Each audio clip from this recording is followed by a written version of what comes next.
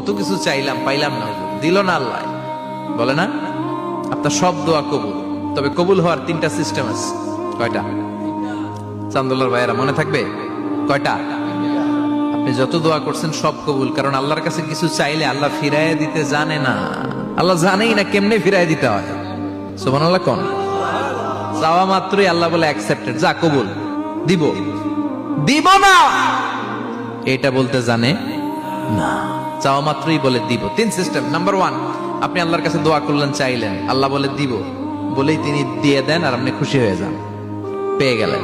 Number 2, আপনি আল্লাহর কাছে দোয়া করলেন, চাইলেন, তখনও আল্লাহ বলে দিব, তবে এখন না, সবুর, একটু পরে দিব। কখন দিলে আমার জন্য ভালো, আমার চেয়েও ভালো জানে কে, পরে দিবে।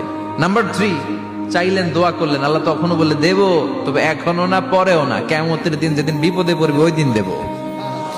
যেদিন তোর বাবা তোরে চিনবে না, তোর মা তোরে চিনবে না, বন্ধু বন্ধুরে চিনবে না, পীর সাহেব মুরিদরে চিনবে না, মুরিদ পীর সাহেবরে চিনবে না, ইমাম সাহেব মুসল্লিরে চিনবে না, মুসল্লি ইমাম সাহেবরে চিনবে না, কেউ কাউরে চিনবে না। ওই কঠিন দিনে তোরে আমি বাঁচাইয়া দেব।